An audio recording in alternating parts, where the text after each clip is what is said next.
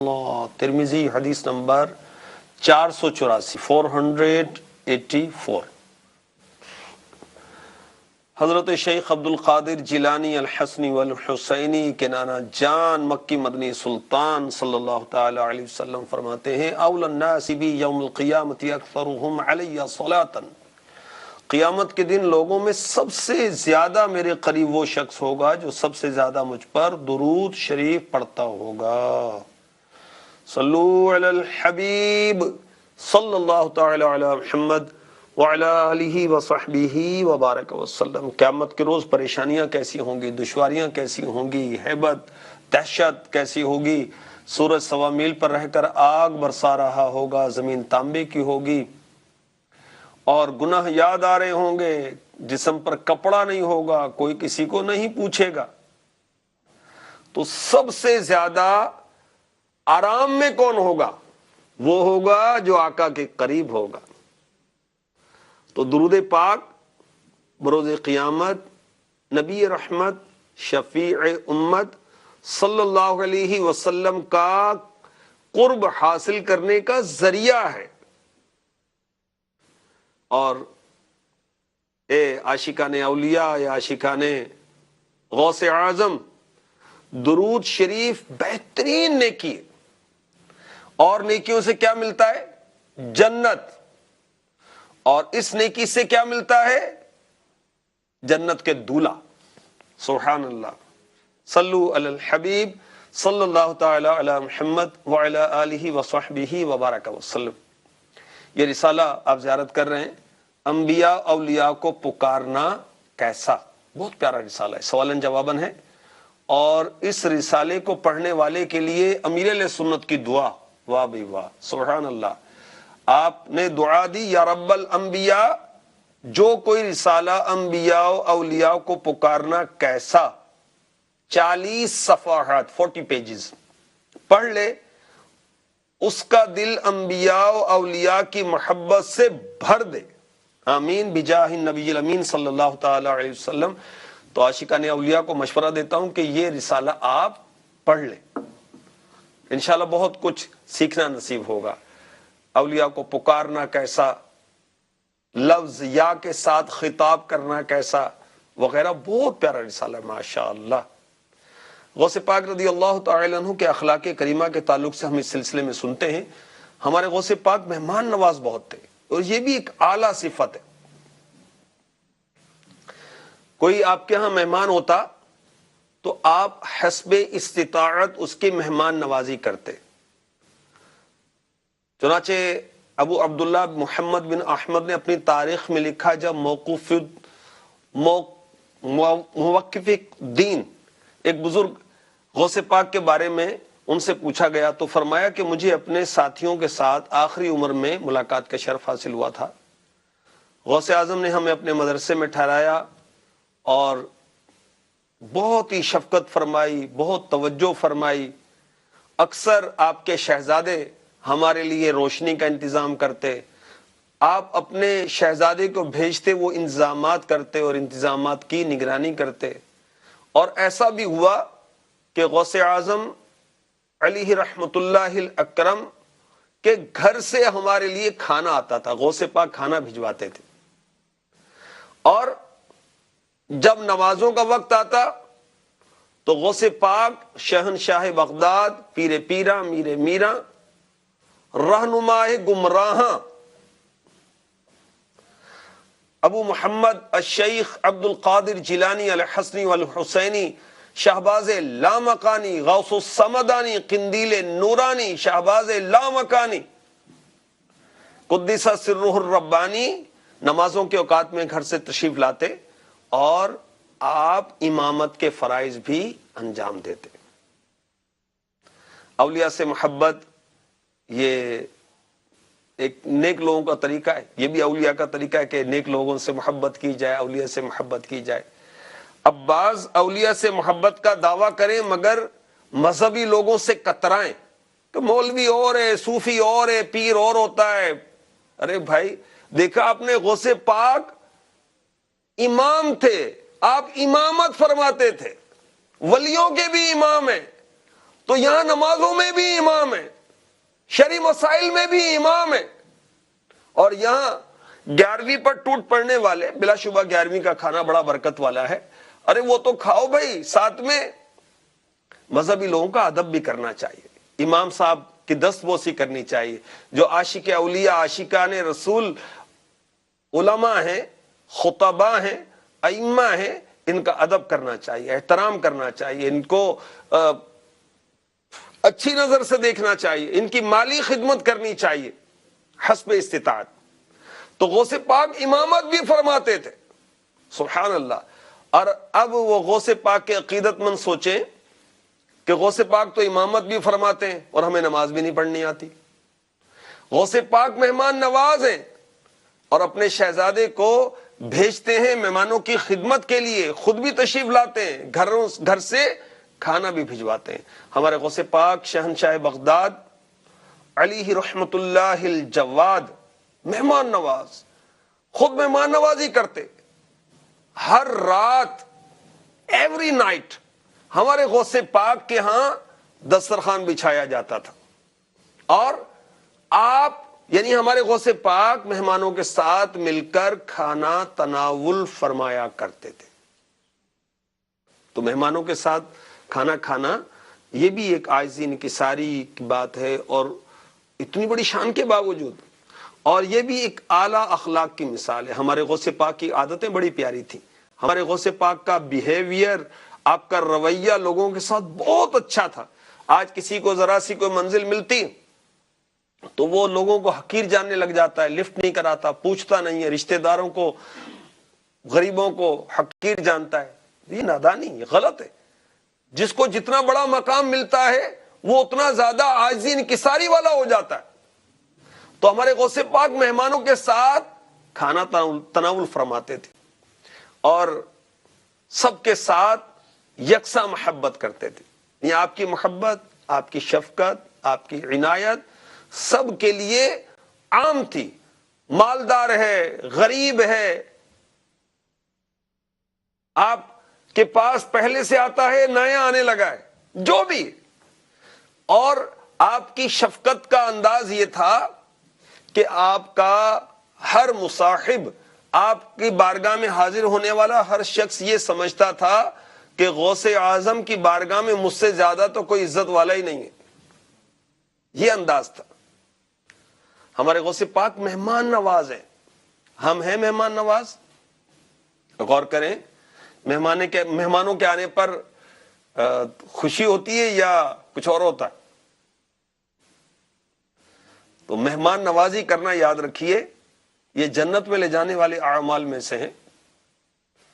غوث پاک کے نانا جان رحمت عالمیان مکی مدنی سلطان صلی اللہ تعالی علیہ وسلم نے فرمایا، جو نماز قائم کرے، زکوٰۃ دے، حج کرے، رمضان کے روزے رکھے،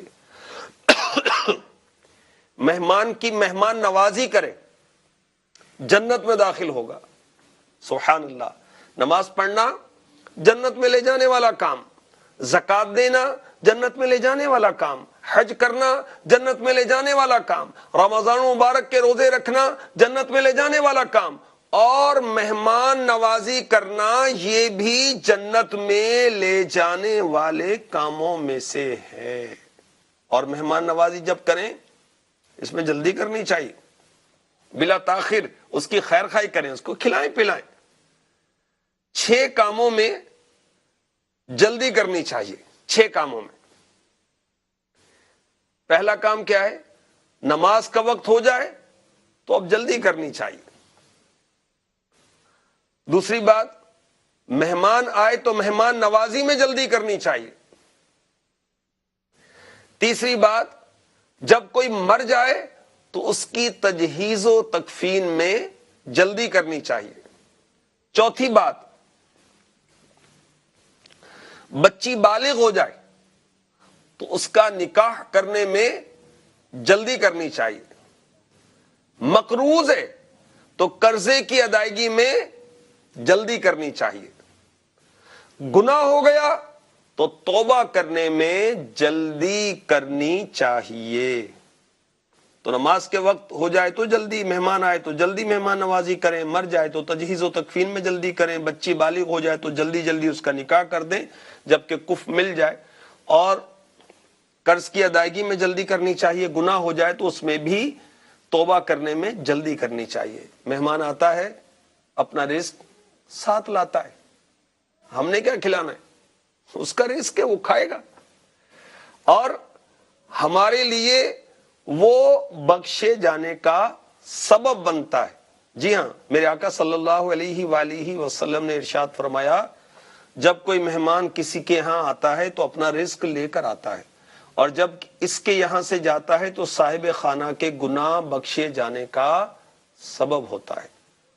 تو مہمانوں کے لیے دسترخوان بچھائیں، اللہ نے توفیق دیے تو اور بچھائیں، اور مہمان کے لیے تکلف کرنا، اس کو اچھا کھانا کھلانا یہ سنت ہے۔ اور ہمارے آقا کی تو شان ہی کیا ہے، غوث پاک کے نانا جان کی تو شان ہی کیا ہے، سبحان اللہ۔ آسماں خاں زمیں خاں زمانہ مہمان، ہمارے آقا تو سب کے میزبان ہیں۔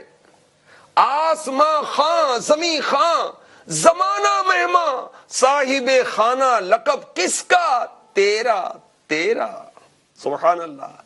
آسمان والے زمین والے جو نعمتیں پا رہے ہیں میرے آقا علیہ الصلوۃ والسلام کے کرم سے پا رہے ہیں، آپ کے وسیلے سے حاصل کر رہے ہیں۔ گھر میں مہمان آتا ہے اور میزبان اللہ کی رضا کے لیے اس کی خدمت کرتا ہے، مہمان نوازی کرتا ہے، اس کو یہ نہیں یہ کہے کہ جزاک اللہ، تھینک یو، یہ نہیں چاہتا، محض اللہ کی رضا کے لیے۔ تو اللہ تبارک و تعالی ایسے گھر میں 10 فرشتے بھیجتا ہے، 10 اینجلز، 10 معصوم فرشتے اس کے گھر میں آتے ہیں جو کمپلیٹ 1 ایئر، پورا 1 سال تک اللہ تعالی کی تسبیح و تحلیل و تکبیر پڑھتے ہیں۔ اس گھر میں آ کر فرشتے ذکر اللہ کرتے ہیں، سبحان اللہ سبحان اللہ سبحان اللہ پڑھتے ہیں، لا الہ الا اللہ لا الہ الا اللہ لا الہ الا اللہ، یہ پڑھتے ہیں، اللہ اکبر اللہ اکبر اللہ اکبر پڑھتے ہیں، اور میزبان کے لیے بخشش کی دعا کرتے ہیں۔ سال پورا ہوا، اب فرشتے جو انہوں نے سال بھر کی عبادت کی، اس کا ثواب میزبان کے نام اعمال میں لکھا جاتا ہے، سبحان اللہ، کیا بات ہے۔ اور اللہ عز و جل کے ذمہ کرم پر ہے کہ اس کو یعنی میزبان کو جنت کی لذیذ غذائیں، جنت الخلد اور نافنا ہونے والی بادشاہی میں کھلائے۔ مہمان نوازی ہمارے غوث پاک کے اخلاق کریمہ کا حصہ ہے، ہمیں بھی مہمان نوازی کرنی چاہیے۔ میرے پیارے نبی صلی اللہ علیہ وآلہ وسلم نے ارشاد فرمایا، سنت یہ کہ آدمی مہمان کو دروازے تک رخصت کرنے جائے، اور ہمیں بھی یہ ادائے مصطفیٰ ادا کرنی چاہیے۔ غوث پاک شہنشاہ بغداد پیر پیراں میر میراں شیخ عبد القادر جیلانی الحسنی والحسینی شہباز لامکانی قدس سرہ الربانی ناداروں کے ساتھ اٹھتے بیٹھتے، کمزوروں کے ساتھ اٹھتے بیٹھتے، غریبوں مسکینوں کی دلجوئی فرماتے، فقیروں کی آؤ بھگت فرماتے۔ آپ کی تمنا کیا تھی؟ آپ کی خواہش کیا تھی؟ دنیا میں کوئی بھوکا نہ رہے، ہمیں تو بھوکے پڑوسی کا خیال نہیں ہے۔ اور غوث پاک کی شان دیکھیے، آپ کی خواہش ہے کہ دنیا میں کوئی بھوکا نہ رہے، اور آپ فرماتے ہیں مجھے 2 باتیں پسند ہیں، ہمیں تو پیزا پسند ہے، پراٹھا پسند ہے، آئس کریم پسند ہے، تو فلاں چیز پسند ہے، موٹر سائیکل پسند ہے، تو فلاں ماڈل کی گاڑی پسند ہے، تو فلاں صوفہ پسند ہے، تو فلاں کارپٹ پسند ہے، تو شہرت پسند ہے، تو عزت پسند ہے۔ ہماری پسندیں کھانے پینے اور بس دنیاوی طور پر ہیں۔ غوث پاک کی 2 باتیں، پسندیدہ باتیں کیا ہیں؟ فرمایا اچھے اخلاق مجھے بہت پسند ہے، مجھے یہ بہت پسند ہے کہ میں بھوکوں کو کھانا کھلاؤں۔ سبحان اللہ، کیا بات ہے۔ اور مزید سنیں، اے عاشقان غوث اعظم، اے عاشقان اولیاء، سنیں ہمارے شہنشاہ ولیوں کے سردار کیا فرماتے ہیں؟ فرماتے ہیں اگر ساری دنیا کی دولت میرے ہاتھ میں آ جائے، ساری دنیا کی دولت، تو میں اس دولت کو بھوکوں کو کھانا کھلانے کے لیے وقف کر دوں، اور سب سے حسن اخلاق سے پیش آؤں۔ کیا بات ہے! نہیں، بڑے اچھے اخلاق کے ساتھ سارے بھوکوں کو کھانا کھلا دوں۔ اور غوث پاک فرما رہے ہیں کہ مجھ ساری دنیا کی دولت میرے پاس آ جائے، ساری دنیا کی نہیں، اور کوئی لاکھ کروڑ بھی آتے تو ہم تو غافل ہو جاتے ہیں، غریبوں کو گھاس نہیں ڈالتے، اپنی خالہ کو بھول جاتے ہیں، پھپھی کو بھول جاتے ہیں، ماموں کو بھول جاتے ہیں، چچا کو بھول جاتے ہیں، تایا کو بھول جاتے ہیں، دادا، نانا، دادی، نانی، قریبی رشتے دار، ان کو بھول جاتے ہیں، اور مال کی میل بھی نہیں دیتے، زکوٰۃ بھی نہیں دیتے۔ تو اللہ ہمیں توفیق دے کہ اگر اس نے ہمیں مال دیا ہے تو اس کے بندوں پر خرچ کریں، گھر والوں پر خرچ کریں، اس کا بھی ثواب ہے، بال بچوں پر خرچ کریں، اس کا بھی ثواب ہے، اپنے پڑوسیوں پر خرچ کریں، مسلمانوں پر خرچ کریں، بالخصوص وہ مسلمان جو دین کی خدمت میں مشغول ہیں، بالخصوص وہ مسلمان جو علم دین سیکھنے میں مشغول ہے، دینی طلباء کرام، جیسے ہمارے ہاں جامعۃ المدینہ ہے۔ الحمدللہ آپ کو سن کر خوشگوار حیرت ہوگی، وہ کہ دعوت اسلامی میں نہیں ہوتی، یہ الحمدللہ کوئی 20,000 سے زائد طلباء کرام ہیں، اور ان میں اکثر وہیں رہتے ہیں جامعہ میں۔ تو دعوت اسلامی ڈیلی مدرسے بھی ہیں اس کے علاوہ، کوئی 30-40 ہزار کو تو کھانا کھلاتی، صبح بھی، دوپہر کو بھی، شام کو، ڈیلی۔ اللہ توفیق دے اس میں حصہ لے لیں نا، غوث پاک کے عشق و محبت کا عملی اظہار ہو جائے۔ رہائشی مدرسۃ المدینہ بھی، جس میں بچے قرآن پاک پڑھتے ہیں، 3 ٹائم کھانا کھاتے ہیں، تقریباً 40 ہیں مدرسۃ المدینہ ملک بھر میں دعوت اسلامی کے جو اقامتی ہیں، رہائشی ہیں، مدنی منع وہیں رہتے ہیں۔ جامعۃ المدینہ ہے، اس میں کھلائے نا۔ اور ماشاءاللہ ایک شہر میں پتہ چلا، ایک عاشق غوث اعظم نے پورے جامعۃ المدینہ کا کھانے کا خرچہ اپنے ذمہ لے لیا۔ ایسے بھی اللہ کے نیک بندے ہوتے ہیں، اور ایسے بھی ہوتے ہیں کہ باتیں بہت کرتے ہیں، عملاً نہیں آگے بڑھتے۔ تو بہرحال غوث پاک رضی اللہ تعالی عنہ مہمان نواز تھے، اور غریبوں کو کھلاتے پلاتے تھے، اور آپ کی خواہش تھی کہ میں پوری دنیا کی دولت میرے ہاتھ آ جائے تو غریبوں کو کھانا کھلانے کے لیے وقف کر دو۔ اچھا، یہ جو 40,000 کے لگ بھگ کا میں نے بتایا، اس کے علاوہ بھی دعوت اسلامی غوث اعظم کی غلامی ہے، الحمدللہ بڑی 11ویں پر بھی کھانا کھلاتے ہیں۔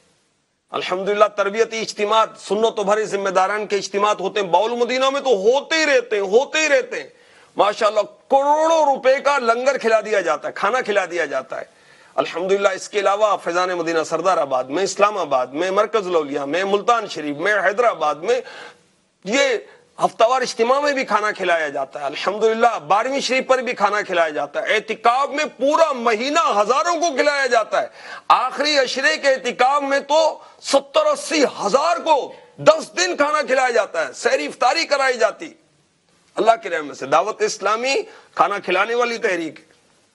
غوث اعظم کی غلامی جو ہوئی یہاں پر امیر اہل سنت کے صدقے میں، تو اللہ ہمیں نصیب فرمائے ہم بھی کھانا کھلانے والے بنے، اور ہمارے ساتھ مل کر آئیں، ہم دینی طلباء کو کھلائیں پلائیں۔ اللہ ہمیں نصیب فرمائے، اور غوث پاک کے اخلاق کریمہ سے ہمیں حصہ نصیب فرمائے، آمین بجاہ النبی الامین صلی اللہ تعالی علیہ وسلم۔